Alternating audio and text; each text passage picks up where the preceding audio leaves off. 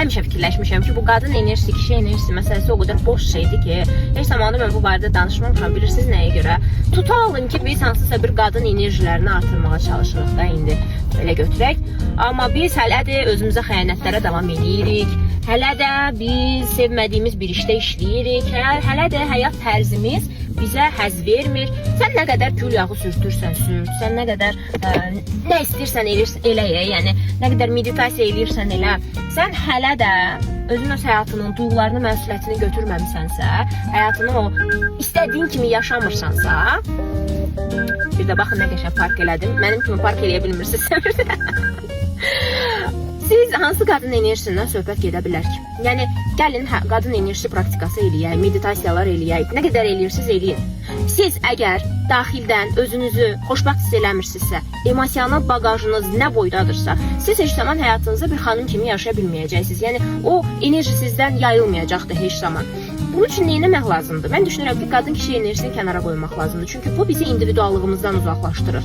Hər birimiz daha çox individualıq. Hər birimizin fərqli xarakterləri var. Hər birimizin fərqli daxili aləmi var. Hər birimizin fərqli fiziologiyası var. Hər birimizin fərqli libido səviyyəsi var. Bax, bunların hamısı təyin eləyir ki, sən necə birisən.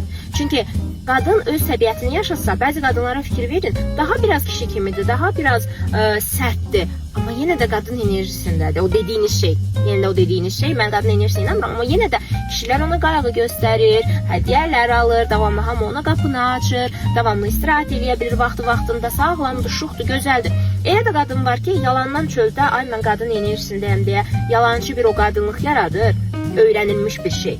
Göl yağı falan sürtür, amma əslində daxildən daxilə o qədər özünü xoşbəxt hiss eləmir ki, o qədər ağrılar yaşayır ki, daxildən daxilə, o qədər sevmədiyi bir həyat tərzindədir ki, geyimlərini belə bilmir ki, özü həqiqətən istədiyi üçün belə geyinir, yoxsa sosial mühit, qadın enerjisi belə deyir deyə belə geyinir, özü də bilmir ki, heç daxildən gələn o stili belə nədir, onu da anlaya bilmir. Ona görə də əzizlərim, belə qadın kişi enerjisinə fikir vermək əvəzinə oturub özümüzü tanımaqla məşğul olsaq, çox daha yaxşı olar, inanın mənə. Çünki mən də zamanında belə şeylərə baş qoşanda heç də xoşbəxt hiss eləmirdim özümü. Əksinə, özümü tanımağa, resursumu xərcləyəndən sonra mənim həyatım 180 dərəcə dəyişdi. Mən artıq deyə bilərəm ki, özümü həqiqətən də özüm kimi hiss eləyirəm. Kənardan kim nə deyirsə desin. Deyə bilərlər ki, mən deyirəm, qadın nə bilim saat taxmaz, onu eləməz, bunu eləməz. Yox, özüm kimi hiss eləyirəm. Özümü mən məhz bu cürə xoşbəxt hiss eləyirəm. Bu stildə, bu xarakterdə, bu emosiyalarla, yüngül, rahat, emosional bagajı olmadan, bu cürə özüm kimi və utanmadan, çəkinmədən öz kimliyimi yaşayaraq yalnızca o yüksək auranı da yarada bilirəm.